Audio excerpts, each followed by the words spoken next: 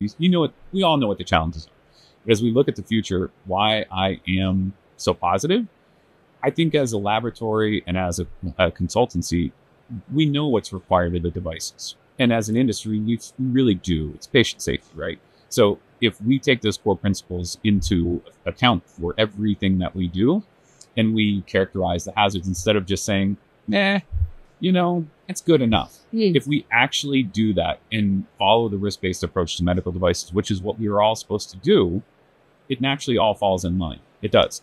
And I think that's why I'm so positive, because we do know what the agencies really want to see. And as long as we can have harmonious discussions with manufacturers and they see it in clearance, they also see it with the way that they go through the 510K process. Fewer questions on biocompatibility. In the last couple of years, say 3-4 years ago, the average number of biocom questions we were seeing when customers were coming to us, 40, 50, 60 major deficiencies, major minor deficiencies. Now, 2, 3. So it's a groundswell shift. But again, it is, if you follow that prescribed pathway to a T, and yes, there may be a minor chronic toxicity risk, but if you address it up front, yes, it's a little bit more money, maybe an extra month or 2 in testing. If you address that risk up front, though, clear sailing.